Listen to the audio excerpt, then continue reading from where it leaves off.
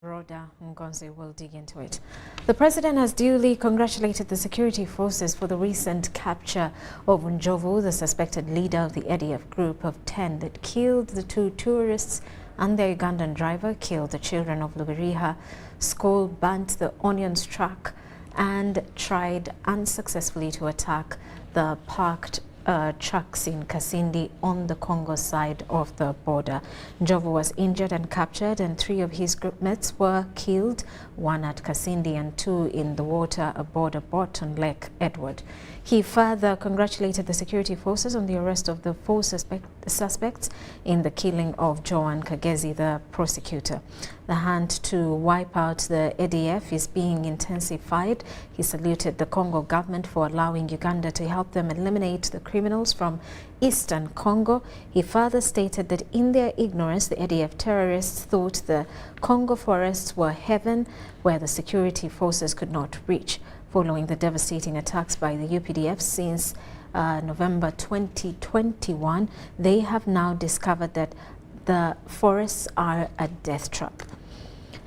Now, small groups have been trying to re-enter Uganda and commit acts of terror in vain. Now, the hope that the UPDF shall withdraw from Congo. Instead, UPDF is reinforcing its strength in Congo and also guarding the rear. Within Uganda, the security forces are guarding the prepared public functions like the Nyege Festival, the Chabazinga wedding, among others. Now, the president advised the Wananchi to be vigilant in the villages, the churches and at the markets, public transport and other public places. The infiltrators are few, and with the vigilance, he says they will be captured. Meanwhile, the UPDF is intensifying the hunt for the real authors of the terrorism schemes in Congo. They will be wiped out if they do not surrender. President Yoweri Museveni has committed to the creation of seed capital to incentivize local investment while officiating at the 3rd National Science Week at Kololo Ceremonial Grounds.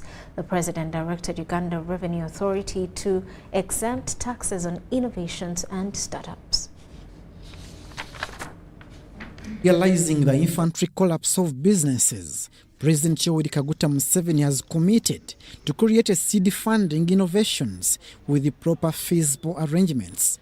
President was officiating at a 3rd National Science Week at Kololo Ceremonial Grounds and emphasized incentivizing scientists towards homegrown solutions. This is not a lot of money. We can put it. Instead of money and crying and so on, bring the proposal. We shall put the money. The money we have been putting, yes, we have been putting it project by project.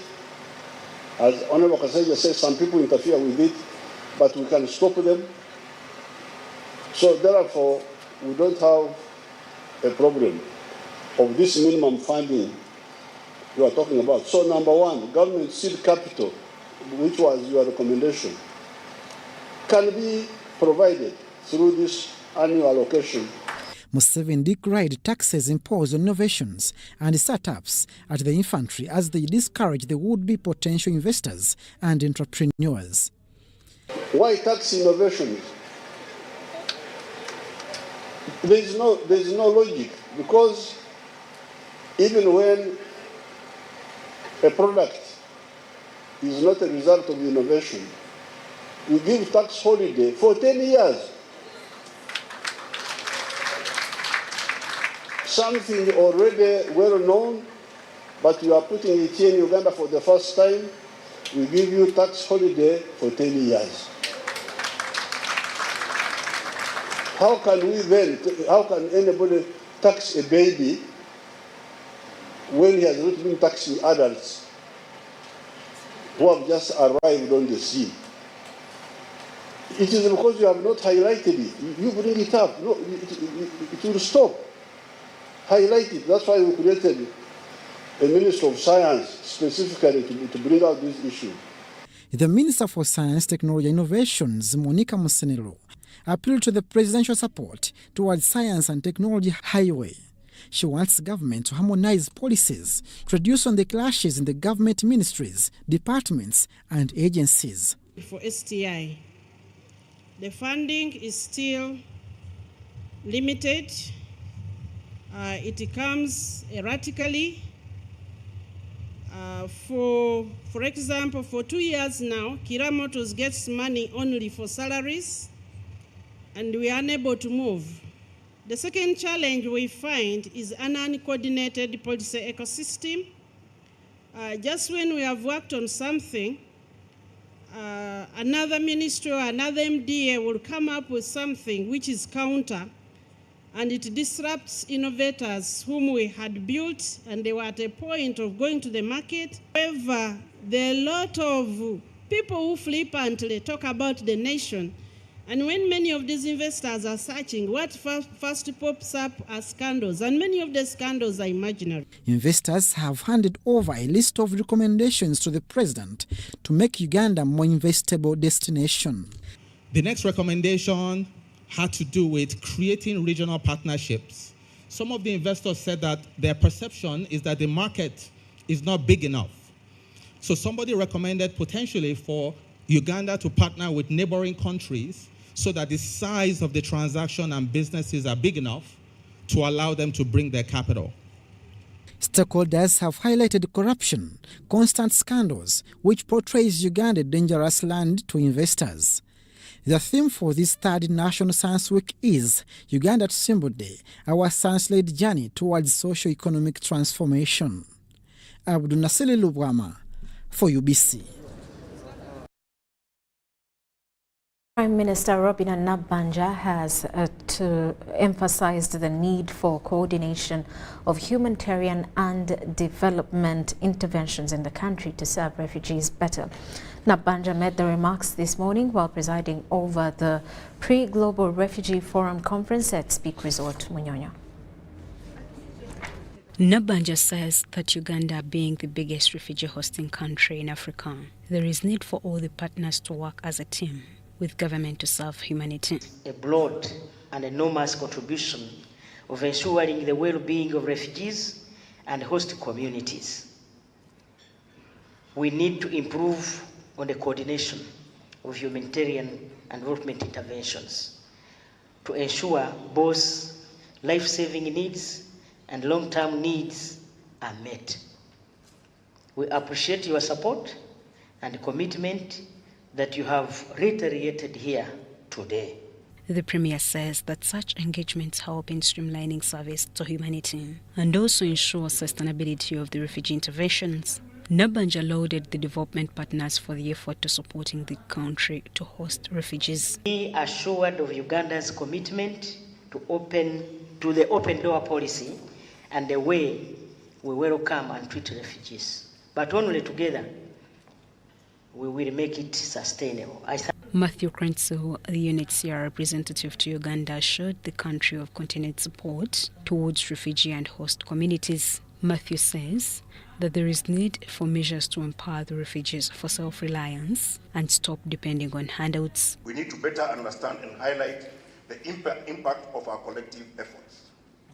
Sustainability would mean investing in refugee self-reliance, more efficient use of land, ensuring better agricultural practices so that refugees can cater for themselves and not rely on handouts. Susan Namondo, the UN resident coordinator, thanked the government of Uganda for its open door policy in hosting refugees.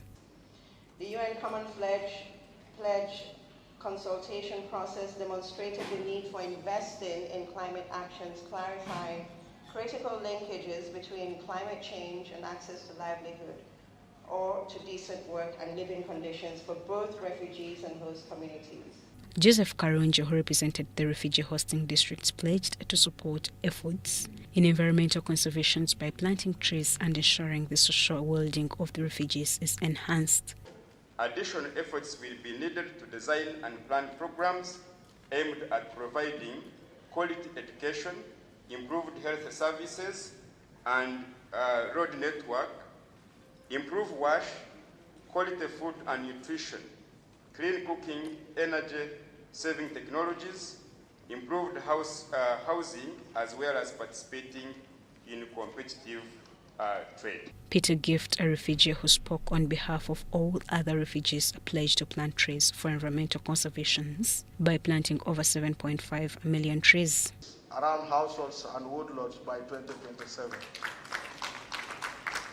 Refugees pledged to work closely with the local government to enforce the laws and the bylaws on environmental protection within the settlements. Ministries of Relief, Disaster Preparedness and Refugees, Agriculture, Animal Industry and Fisheries, Education and Sports, Local Government, Energy and Mineral Development, Trade, Industry and Cooperatives, and Finance, Planning and Economic Development, Water and Environment are participating in this forum. Uganda is preparing to convene the 2023 Global Refugee Forum together with France, Colombia, Japan, Jordan, Niger and the United Nations High Commission for Refugees. The GRF was held in 2019. It's the world's largest international gathering on refugees. Shaidat Nasaku, UBC News. And over 20 villages in Kawempe Division have received Parish Development Model Funds during the Parish Development Model Funds that's in Waise, Kampala. The Minister for Kampala Metropolitan Affairs, Hajat Minsa Kabanda, urged beneficiaries to engage in their businesses and not to leave them for other people to take control over. Beneficiaries from over 20 villages in Kawempe Division jumped their heads off after receiving the Parish Development Model Funds from Opportunity Bank during the disbursement of the PDM funds in the city. Has disbursed 1.167 billion to the beneficiaries of Kawempe Division, and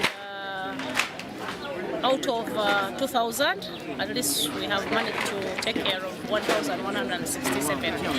The beneficiaries giving testimonies after receiving the funds from Opportunity Bank thanked the President and government for fulfilling the promise.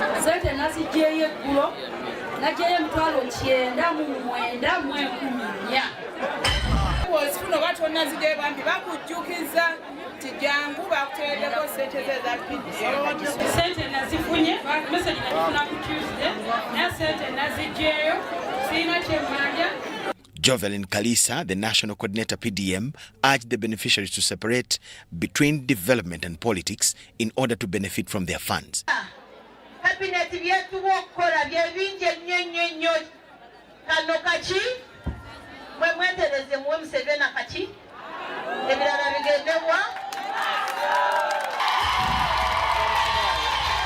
The State Minister for Kampala, Chofa Togabi Kabuye, urged the beneficiaries to use their money responsibly in order to gain profits.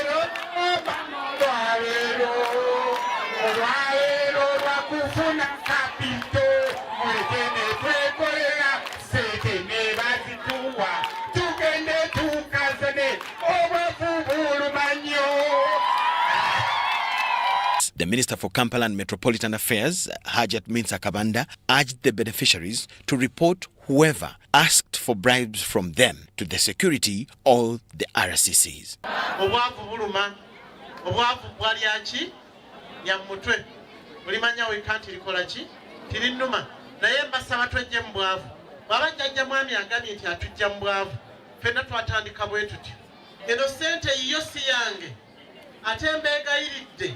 Oliakusabye sente gende wala DC bano ba awazi ba commercial officers bachi ne bwana abanze minister bwe nkusaba nti soko mpereze nkabiri togampereza bannanyi. What we are looking forward to do as Kampala is the post-investment plan to ensure that these people utilize the money for what it is meant to be used for. Otherwise, I would say that we are overwhelmed with the numbers and we would wish to have an increment as fast as possible.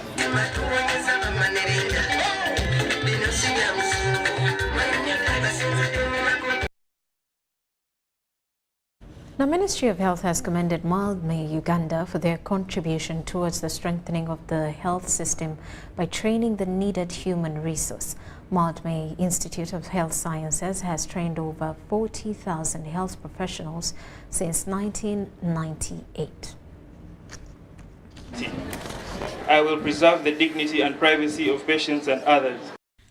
Mildmay Institute of Health Sciences has graduated over 600 health professionals during its 6th graduation ceremony held on the theme celebrating 25 years of building human resources in health.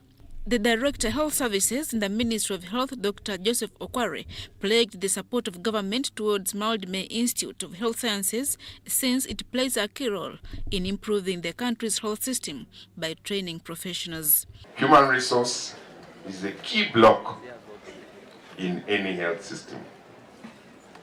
You also know that we are just coming out of the shocker that we had fighting COVID-19 and fighting Ebola presently. We lost some of our colleagues.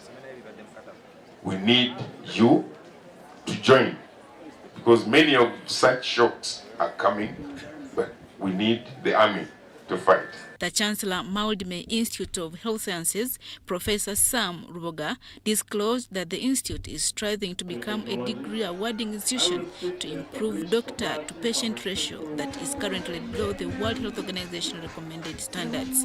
1,000 members of the population. At best in Uganda, we have one doctor to 25,000.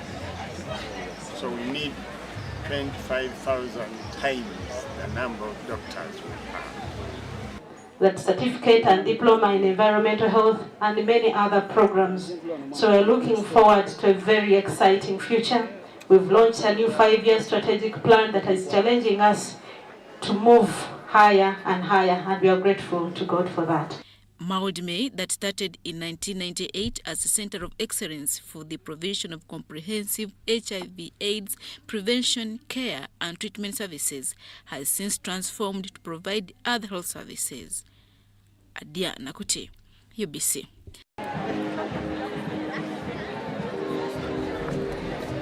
The former Vice President Specioza Wandera Kazibwe has embarked on a journey to enhance the mindset of the population hailing from Boga Region in what she describes as restoring culture. Dr. Kazibwe says the Boga have partly lost their native address, which is challenging the promotion of the Boga culture. In an interview with the Senior Presidential Advisor on Population and Health, Dr. Kazibwe blames the poverty in the region to a poor mindset. Although human beings are innately fast at apportioning blame without acknowledging personal weaknesses, the former Vice President, Dr. Specioza Wandera Kazibwe, believes otherwise. And they say poverty density is highest in Boga. Or now Boga is number 2 to Karamoja. You have to understand what is the numerator and what is the denominator.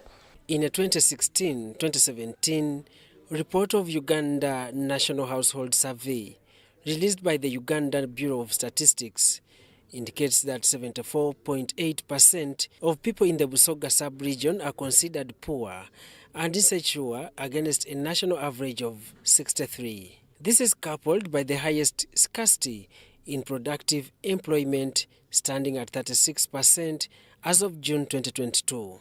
Dr. Specioza Wandera Kazibwe, a Senior Presidential Advisor on Population and Health, blames the poor perception of family build-up among the Boga community, which is the biggest contributor to poverty. The solution is not only in programs that take Boga to Boga. It's very fundamental in the family, the way a Boga perceives the family. So an unmarried person in Boga is considered not to be a man because tolina mukazi ozira mukazi okoba chiwe ozira mukazi. Kazibwe describes these as fundamental challenges, which also places Boga region as the most polygamous area in Uganda. How do you persuade a Boga man to marry fewer women or to have fewer children? Or how do you empower this woman to also be head of her household? Now, those are two different policy questions. Whereas Dr. Kazibwe supports government interventions on the fight against poverty in Boga Region, she believes without addressing the fundamental challenges, government risks driving a fruitless agenda. Why weren't the circles promotion sustainable? Why wasn't Vonabagagawale sustained? Why are we changing names? Because Albert Einstein said, if you do the same thing the same way, do you actually expect any different results? Nevertheless, Dr. Kaziwe has embarked on an individual initiative to change the narrative in Boga Region with an advanced plan to engage the respective leaders on the way forward.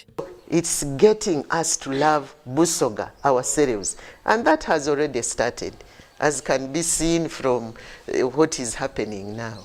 On the menu, Kaziwe prioritizes the need to restore the pride in the Lusoga language, which she says has partly led to the decline of cultural awareness. And then we learn. For me, I'm a very proud Musoga, because like I told you, I'm more than one tribe in Usoga. The Basoga are the third largest ethnic group in Uganda, whose language originates from a Bantu language in the Niger-Congo family. Lusoga is further divided into two dialects, including Lupakoyo, which is similar to Runyoro and was traditionally spoken in parts of North Boga, and Lutenga dialect, which was used in the South Boga. Daniel Mugoya, UBC News.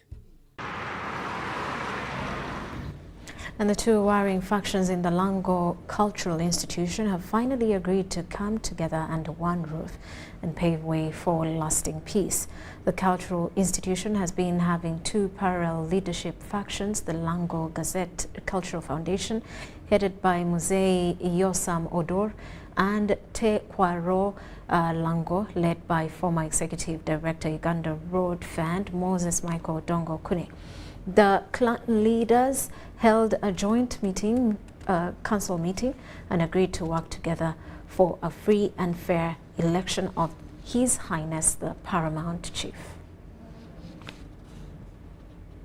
The leadership wrangle in the Lango Cultural Institution has taken a different twist, with the two factions finally agreeing to work together. For close to a decade, Lango has been having two parallel cultural leadership factions, the Gazette Lango Cultural Foundation, headed by Mzee Yosam Odor, and Tekwaro Lango, led by former Executive Director Uganda Road Fund Moses Michael Dongo Kune. On Tuesday, clan leaders from both factions converged for a joint council meeting in which both factions committed to a reconciliatory process. Our cultural institution has missed quite a number of opportunities because of the division.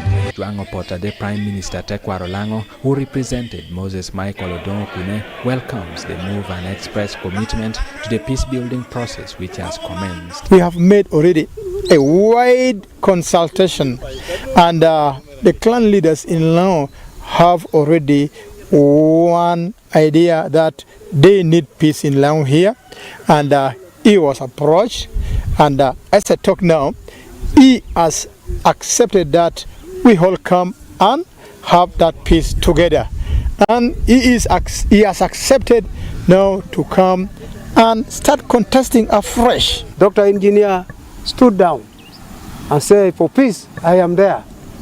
Let's build Lango as one. So today we have one Paramount Chief with those number of clan leaders. But that does not stop anybody coming tomorrow to show interest and being elected the Paramount Chief. Last month, His Highness Mzee Yosam Odor declared his intentions to relinquish power due to old age and hand over to a new leader. Odwong Yosam Odor Ebi has now come out with the roadmap saying that he will now exit the leadership of Lango Cultural Institution. When this is done, everything will move on smoothly until when we can have our new elected Paramount Chief. A 7-member commission was instituted to organize a free and fair election for the new Paramount Chief. In Lango tradition, a Paramount Chief is elected from the clan chief and by the clan chiefs. Those who qualify should be between 55 to 75 years and will serve for 20 years for another person to be elected. Edi Olwa, UBC News. The government has released a development budget of 78 billion shillings to Kampala Capital City Authority for the city's development. Executive Director KCCA Dorothy Chisaka disclosed this in her interaction with the media at Hotel Africana.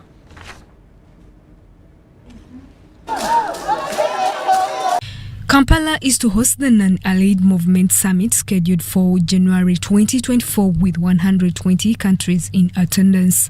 In preparation for this summit, the Executive Director KCCA Dorothy Chisaka revealed that KCCA has established a task force to focus on various aspects necessary for the city's readiness, including the rehabilitation of roads. This initiative will involve the improvement of 15 kilometers of roads funded by the allocated 78 billion that has been released as a development budget to KCCA. We are working on roads. We are attending to the physical planning aspects. We are working in the areas of public health, in gender, which are street children, and all issues to do with enforcement. What we want to make sure is the city is ready to receive our guests. She further highlighted KCCA's collaboration with the UPDF to address the numerous potholes pursuing Kampala's roads. The good news is that in the Central Business District, we have started a drive to ensure that all the potholes in the Central Business District here are done. Those are being done by both our in-house teams. We have teams for each of the divisions, but also the team, the brigade, the UPDF brigade, has now come on board and they are doing a concerted effort. With a released budget of 78 billion, the authority is expected to rehabilitate over 10 roads as well as manage other developments in the city, including the drainage issue.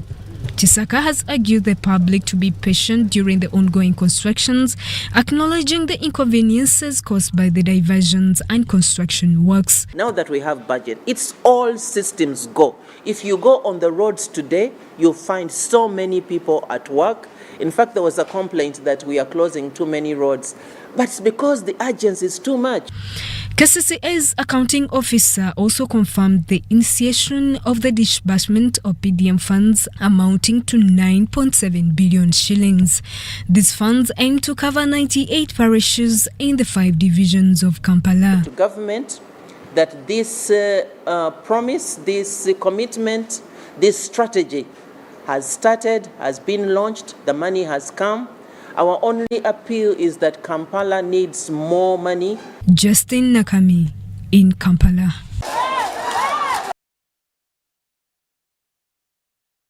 And the Bishop of Miana Anglican Diocese, Dr. James Bukomeko, has commended the good working relationship between the parishioners and the clergy in the diocese that has contributed towards the development. The Miana Anglican Bishop was addressing a press conference at the diocesan offices in Namukozi, Miana, towards the preparations of the pastoral visit of the Archbishop of the Church of Uganda to the diocese due tomorrow.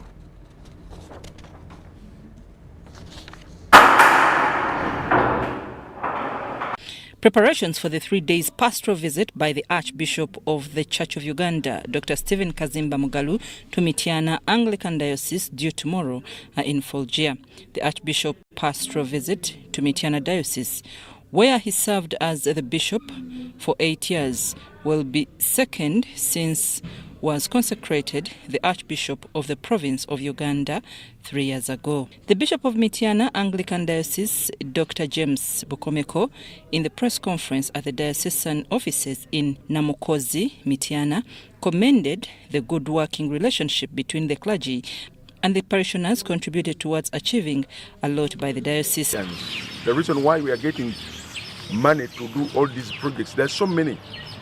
We bought a commercial building, over 400 million in town. We completed another building. We have put on 1 billion in town. and also this new one, and many others, hospitals, rather health facilities completed, and schools, churches, and also supporting clergy in different ways. Dr. Bukomeko, however, cautioned the parishioners and the clergy in the diocese against those diverting them from the mainstream of developing God's work. On the issue of the pastoral visit by the Archbishop, Dr. Bukomeko encouraged Christians and religious leaders, among others, within and outside the diocese, to converge in all areas where the Archbishop will visit. The archdeacons and Christians commended the Bishop of Miana for the achievements of the Ebenezer House, among other developments in the diocese. To achieve all this through working together.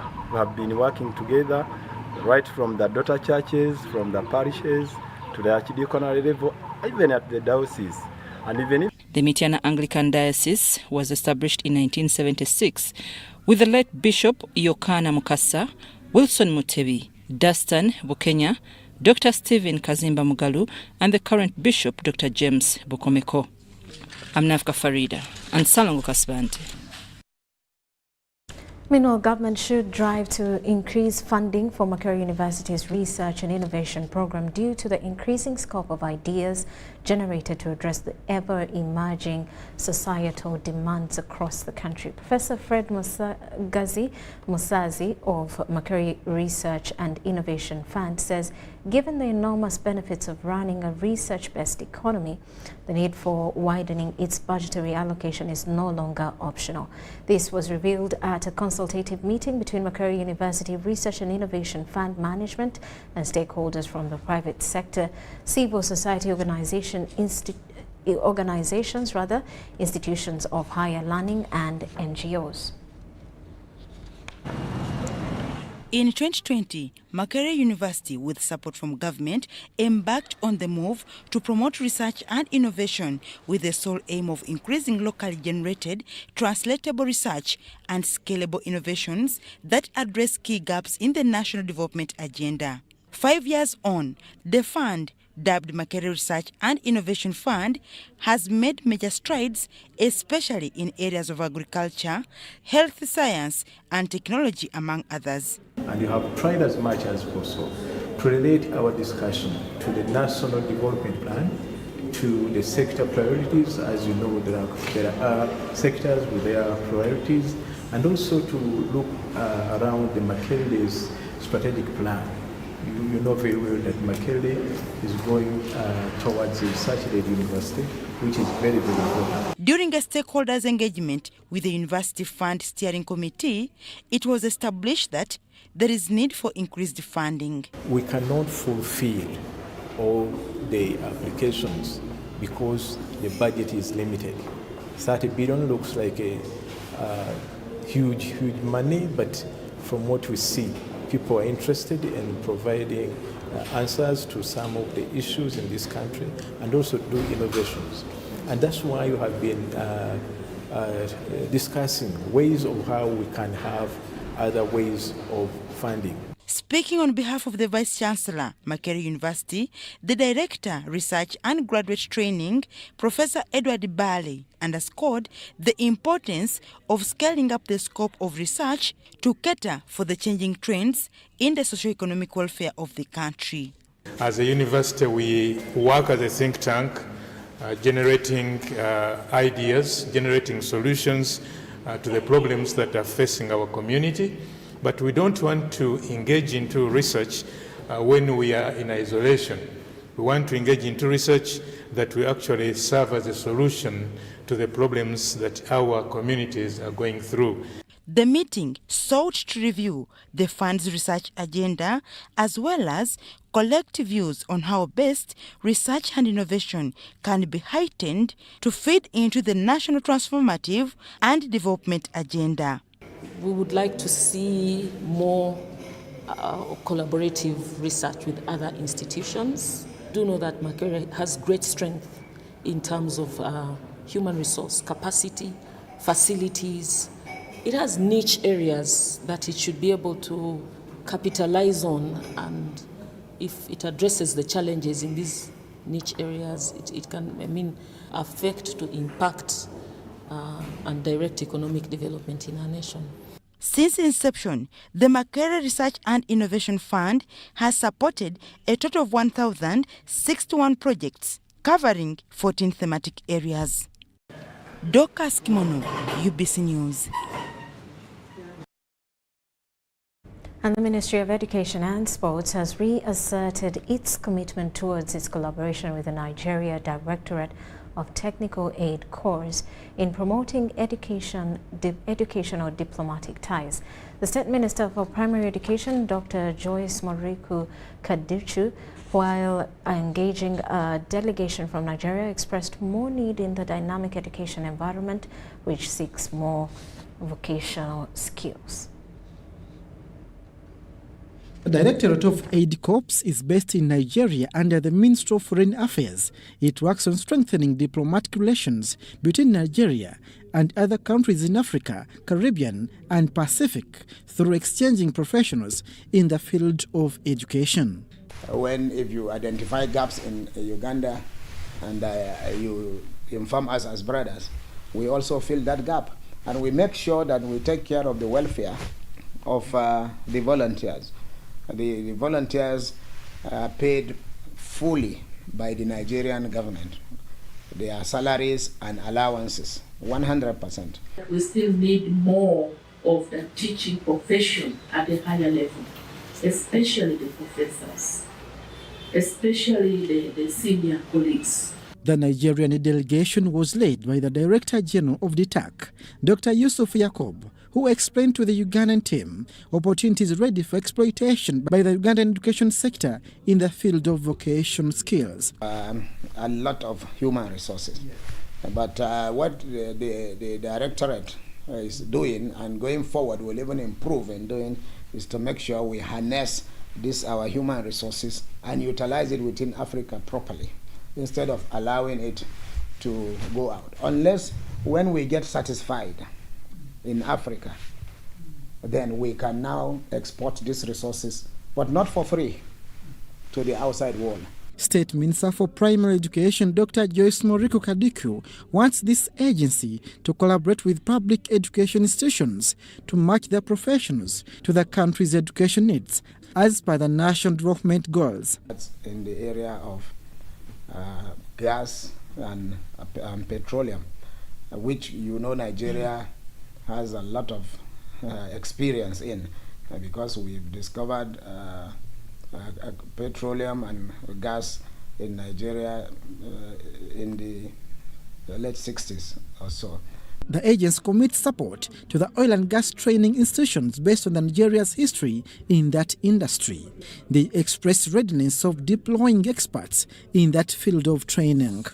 So we are hoping that our system have to meet the current 25th century standard in terms of relevancy, in terms of job production, in terms of teaching, and all what it takes. We are trying as much as possible to come up with homegrown solutions to our problems in education that can meet the really Ugandan context and the African context. Nigeria, through this agency, deploy professionals in Africa, Caribbean and Pacific countries in order to promote regional labor movement and strengthen diplomatic ties. Abdul Nasili Lubwama for UBC. And with that, we take a quick break. When we return, more details.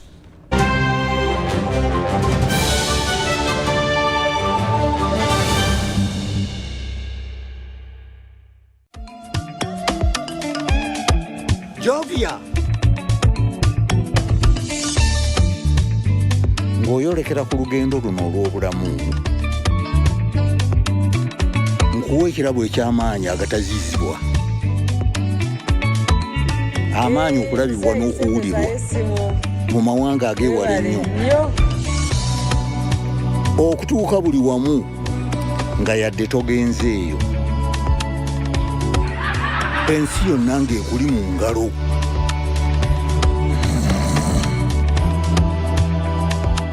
Okutambula mu biseera n'okumanya buli kimu ekirina okumanyibwa.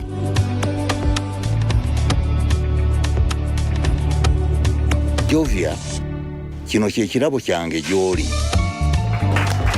Tewali kumu ku ky'osobola okukola ku mukutu nnandameggwa ogwa MTN.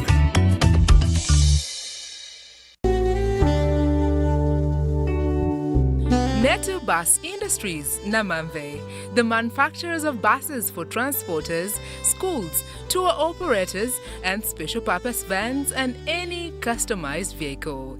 Metu Bus Industries offers a range of buses known for safety, comfort, and reliability. Depending on your needs, a bus can simply be a point A to point B people mover with just seats, or a special design that includes power outlet, Wi-Fi, television, refreshment center, and any other specification. Buy your buses from Metu and support industrialization of Uganda. Contact us on 0788 118586 or 0782 030303. Email us metuafricabus@gmail.com. Visit our website www.metubusafrica.com.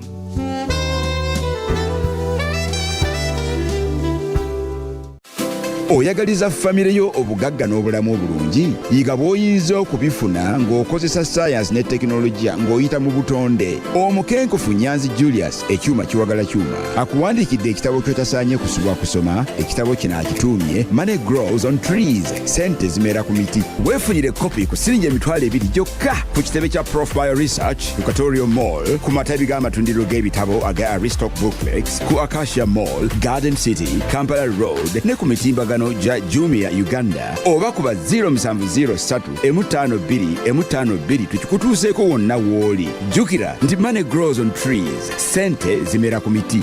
Era tutukanga oba omuntu nti nigasita ndala mukaaga 5 6 3 ash onige yes ngaho bakubuza amachanti nga bamubuza amachanti code nga tumukobata mu 7 bino olumalirizawo ngatamwe sente dali kuwayo kumbaga ya mwenemu sawa eneyo nga kyabazinga amwebaza nga tweyongere kai tujja mu kyalo ekindi ekikoba embago lunawa luti nga mwira tulija kumala kai tweyongere emyezi mukaaga nga tukasumisa abantu momope baba embaga ya mwenemu eriyo nga 18 kai emyezi omukaaga gyoli kuongeramu ojaji oyidine bya momope abantu yembite yona bandeta momo ono ne bibali kumpaka ne bya momo pabidi kyama kupikipiki ojo bisomese baba muleke musoni we kyamaja baba tuka bulungi simbule embalasi asumulude momo nyabo. Pay or shop with MTN Momo and get cash back every week. It's free of charge. Use the Momo app or dial *165*3#.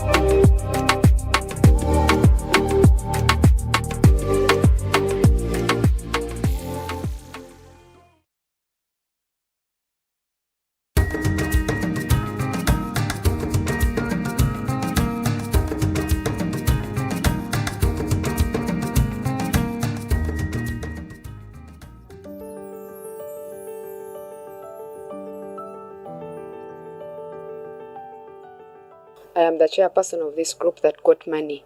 The group is called Kalsandala HIV/AIDS Craftswomen Group.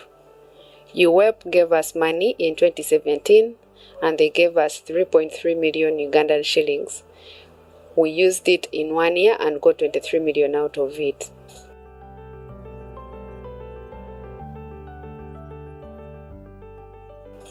We do baskets and kitchen gardens, and we also have a saving group. We thank UWEP because this money helped us as women.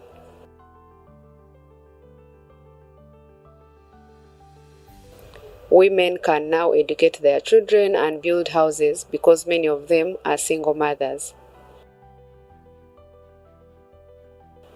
We work without jealousy because we want to leave a legacy that even those who will be around tomorrow will appreciate.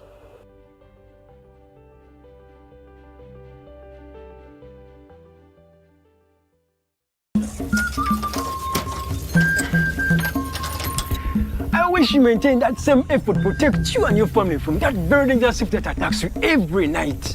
And if you don't take action soon, it may cost your life or even your pregnant wife to lose her baby. Wapi, with all these original padlocks and my maguja, no thief can make an attempt to break in. Simon, you and your wife are always in and out of the hospital almost every month. And it is that dangerous thief that you are not yet safe from. You're lucky that for now, it's only robbing you money.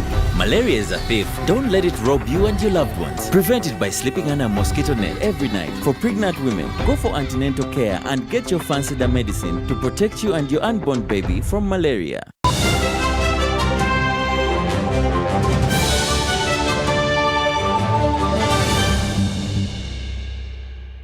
Welcome back. And now in business news, Uganda Revenue Authority has unveiled the Digital Automatic Exchange of Information, a voluntary disclosure program that seeks to widen the tax base. Ugandans are urged to utilize the program to curb financial flows and improve tax compliance. Uganda joined the Global Forum in 2012, started the exchange of information on request in 2014, committed to implement the automatic exchange of information in 2021, and will implement the automatic exchange of information by June 2025. As the world becomes increasingly globalized and cross-border activities become the norm, tax administrations have agreed to work together to ensure that taxpayers pay the right amount of tax in the respective tax jurisdictions. The exchange of information, the automatic exchange of information program, is a platform that enhances cooperation between tax authorities and brings together tax administrations in line with the globalized economy. Section 66(1)(a) of the Tax Procedures Code Act provides for preferential treatment for taxpayers who make a voluntary disclosure of non-compliance with tax laws. So it is really leveling the ground and ensuring that there is more transparency, that we are able to have everyone pay a fair share of tax. It is estimated that the country loses about 2 to 3 trillion shillings per annum in financial flows.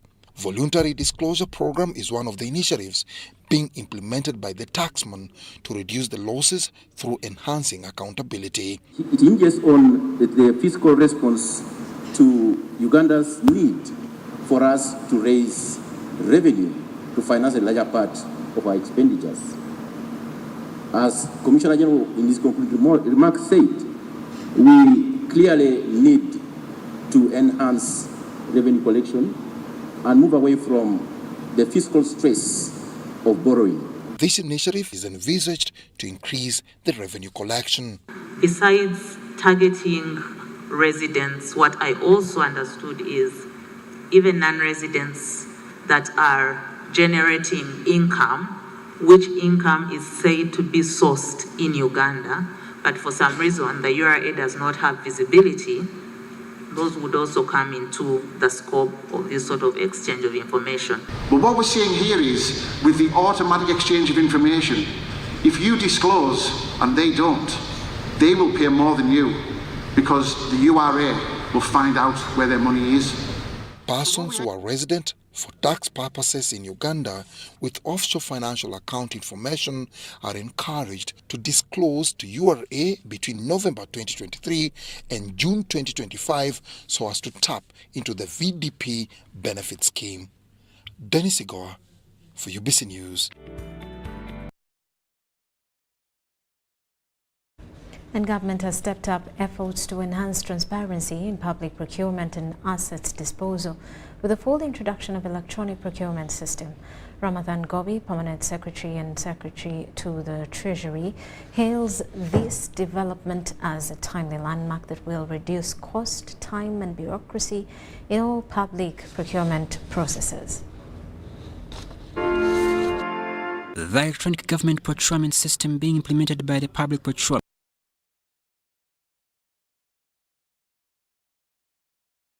and Disposal of Assets Authority will minimize costs and delays, besides offering a leveled ground for supplier competitiveness.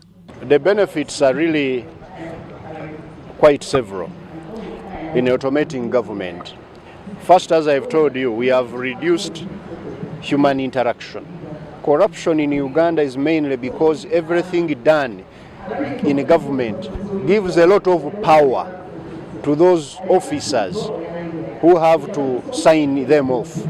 But with the now EGP, when we put it on the system, that transparency, that ability to know that we are 10 companies that have bidded for this supply, and the best bidder put up this price, and the evaluation was done this way, and any changes in the bid prices can be can be tracked.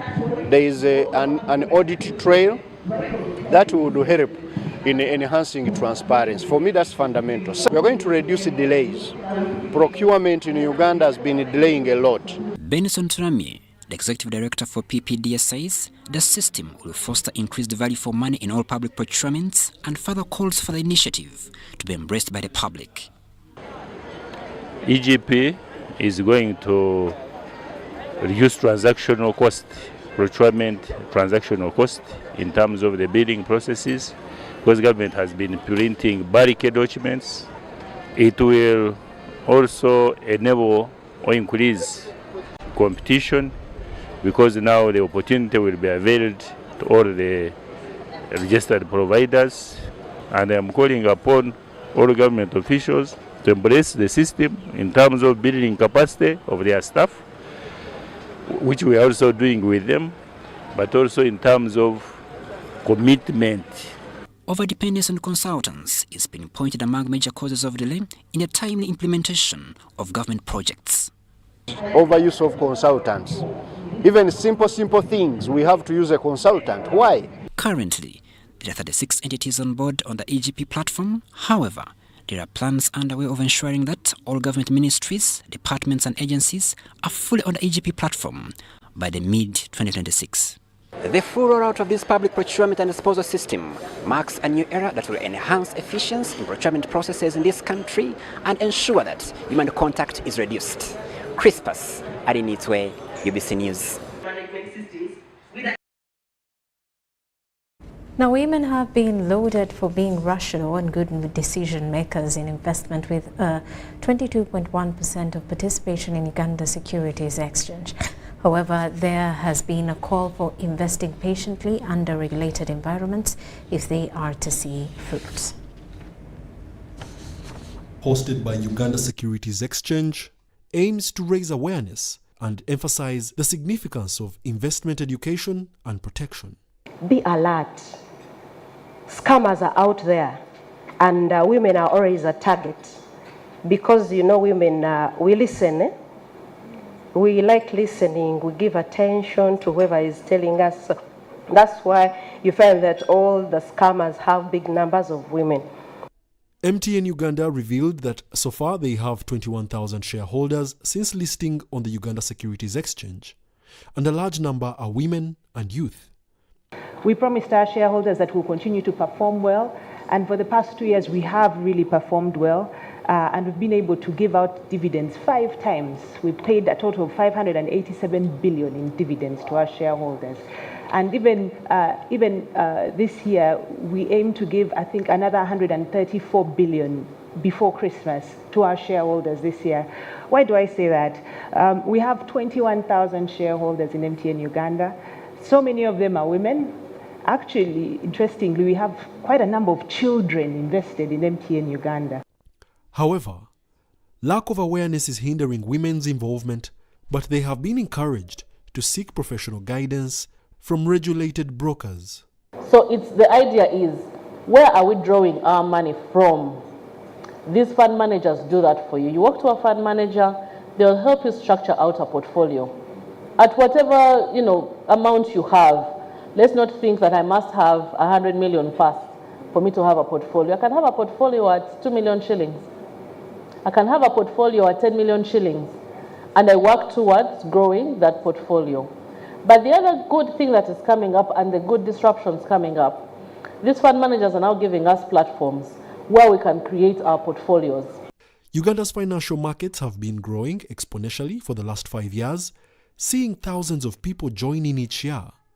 Stakeholders ought to sensitize targetfully for more adoption and participation. Wadulo Markanold, Winnie Katwire, UBC News in Kampala.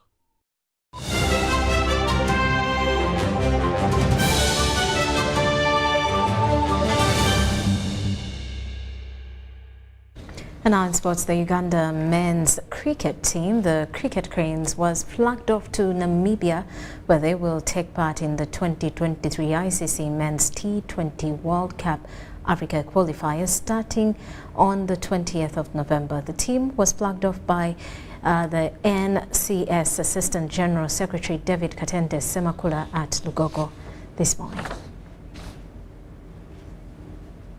I'd like to take this opportunity to hand over the national colors to you so that you can be able to represent us and be good ambassadors in these qualifiers. We wish you the best.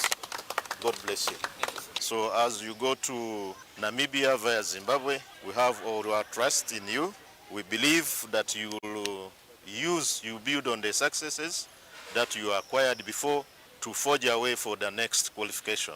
We want to see ourselves in West Indies come 2024. The squad of 15 that has had preparations for the qualifiers for over a month will go through Zimbabwe, where they are set to play some trial games with Takashinga for 10 days. Most importantly, we want to test our batsmen against top quality bowlers in Zimbabwe, and also look at how our bowlers are going to ball against top quality batsmen in the Takashinga team.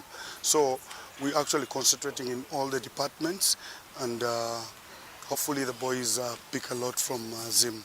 The warm-up games are key before any major tournament. You want to make sure all your players are match fit, both physically and mentally. And, because we know Takashinga will give us good competition, they're a good side. They'll then head to Namibia for the World Cup qualifiers starting on the 20th of November 2023. We want to go out there and enjoy the game. We want to go and play with a lot of intensity, bring out the energies in every game we play in, and most importantly, we compete 110%. I have absolute belief in my team. I believe the selectors sat down and selected the best 15 that they had available. Obviously, 2 or 3 guys missing out through injury, but that's not going to derail us. We believe the guys that have come in to replace them have the necessary skills and motivation to do well for the country.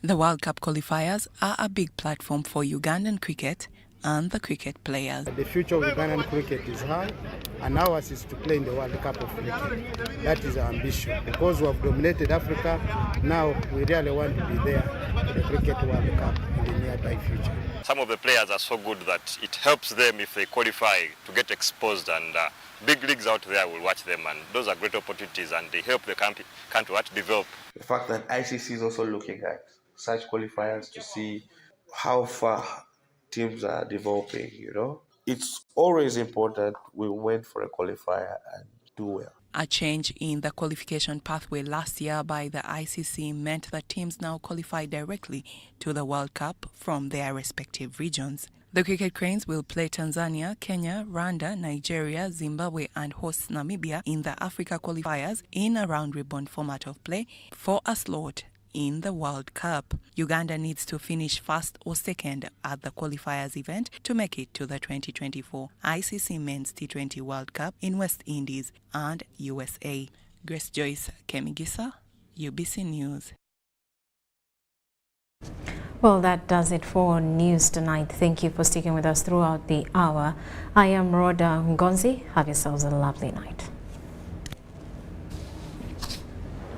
It's time now to look at the weather report tonight. My name is Mollen Kenyana. We did see more rains developing across the western part of the country today, and also a few areas within central as well as the Elgon region. However, we do continue with sunny conditions across much of the Karamoja region and parts of northern Uganda. Now, looking at our satellite analysis for tonight, we're looking at more of the southeasterly winds that are coming in from the Indian Ocean. Those are moving towards our country, and those are also coupled with the advection of the Congo air mass towards the western parts of Uganda. That is what is giving us much more of the wet activities across that area. We're also anticipating that tomorrow morning we will be continuing with those light rains that will be across much of central as well as the central Lake Victoria Basin. And also looking at the eastern part of the country, we'll start off with mostly sunny conditions, but those will be integrated with cloudy conditions over several places. Now, the western part of Uganda, we're also expecting rains to develop across the midwestern as well as southwestern, but parts of Rwenzori and Kabale Highlands, we do expect mostly sunny intervals.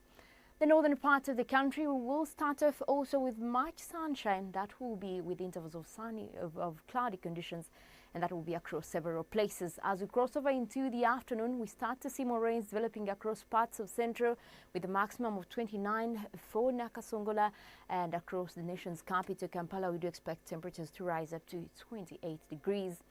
Across the eastern part of the country, the lower side towards the Lake Victoria Basin is where we expect more rains to continue, and we'll see temperatures rising up to 29 for most of those places.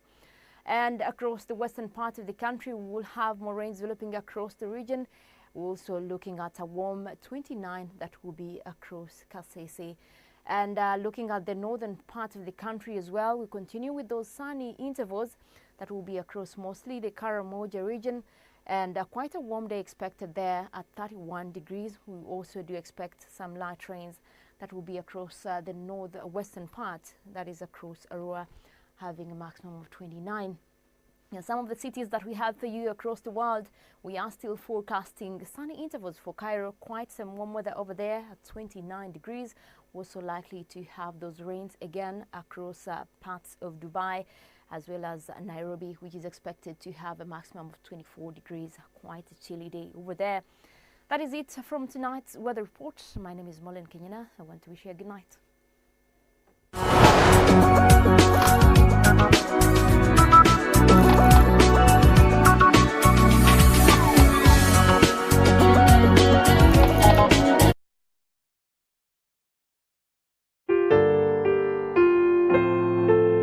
The Right Honourable First Deputy Prime Minister and Minister for East African Affairs, Rebecca Alitwala Kadaga, and the entire family of Dr. David Kantale Kazungu of Kabuche, Kamuli District, regret to announce the untimely death of a senior citizen, Dr. David Kantale Kazungu, which occurred on the 5th of November 2023 at Mulago Hospital.